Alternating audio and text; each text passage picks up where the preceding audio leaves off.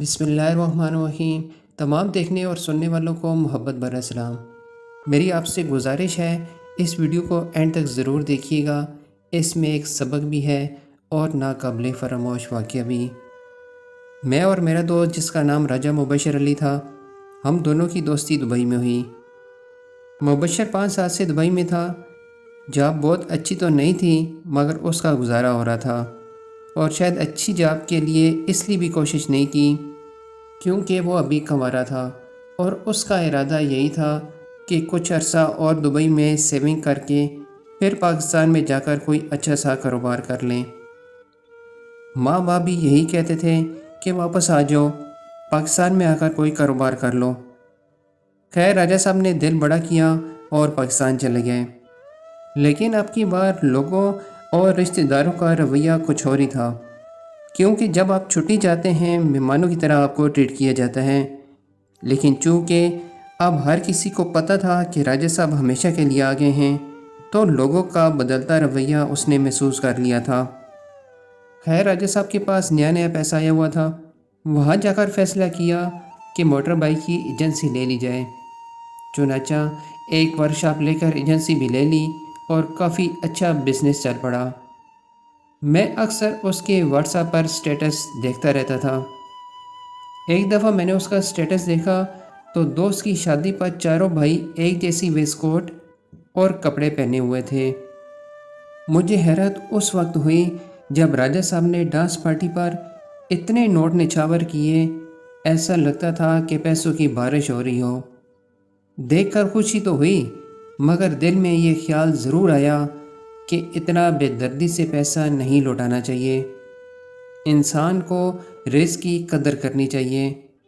پھر میں نے اسے میسج کیا کہ راجہ صاحب، خیر ہو آپ کی، یہ کیا سین ہے؟ تو راجہ صاحب کے الفاظ کمال کے تھے، جنہوں نے مجھے ہلا کر رکھ دیا۔ کہنے لگا، یار رات کو ایک دوست کی شادی تھی، اللہ نے عزت رکھ لی۔ میں نے پوچھا وہ کیسے؟ تو کہنے لگا، میرے دوست کا دوسرا گروپ جو ملتان سے آیا ہوا تھا، انہوں نے بھی خوب نوٹ نچھاور کیے، مگر ضد بازی میں ہم سے کون جیت سکتا ہے۔ پھر ہم نے بھی خوب نوٹوں کی بارش کی، اور بالآخر وہ دوسری پارٹی پیچھے ہٹ گئی، اور اس طرح اللہ نے عزت رکھ لی۔ میں نے جب راجہ کی یہ بات سنی، کہا کچھ بھی نہیں، لیکن حیرت بہت ہوئی کہ انسان کو کبھی بھی بڑے بول نہیں بولنے چاہیے۔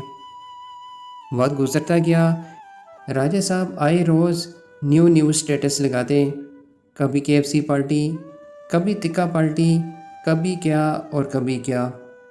تقریباً 6 ماہ بعد گزرنے کے بعد کرونا آ گیا، اور راجہ صاحب کا بزنس ایسا متاثر ہوا کہ اس کے حالات ناقابل بیان ہو گئے۔ راجہ صاحب نے 2-3 جگہ سائیڈ بزنس شروع کیے ہوئے تھے، وہ بھی ڈوب گئے، اور ساتھ اپنا کاروبار بھی۔ اور دیکھتے ہی دیکھتے 2 سے 3 سال کے اندر سب جمع پونجی بھی ختم ہو گئی، اور راجہ صاحب کے اوپر قرضہ چڑھ گیا۔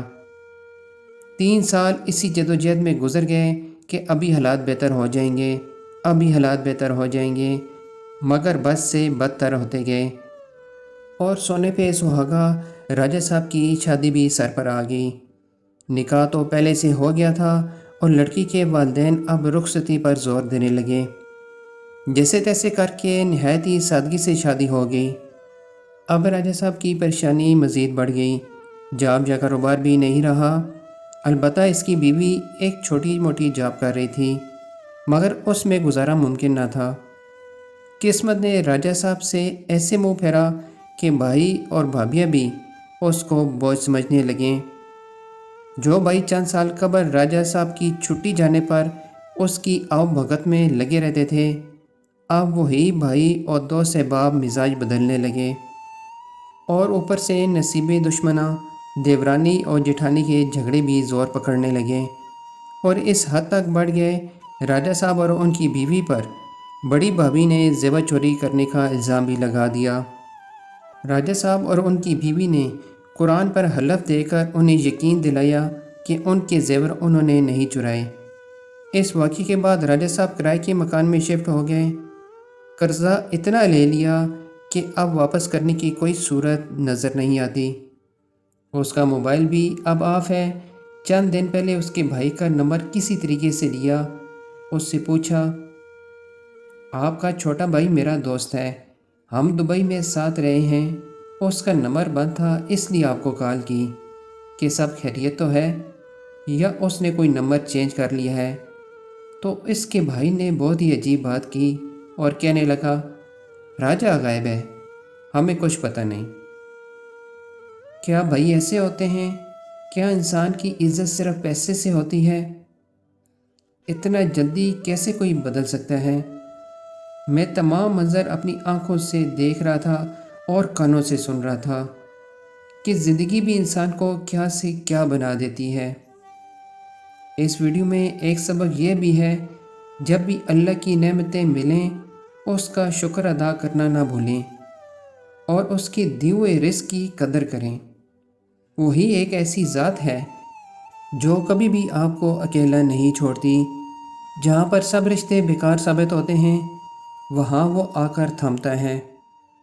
مگر شرط یہ ہے کہ ہمارا اپنے اللہ پر ایمان اتنا تو مضبوط ہونا چاہیے کہ اس کے علاوہ کسی سے کوئی امید نہ رکھیں۔ دوستو، آپ کو یہ ویڈیو کیسی لگی؟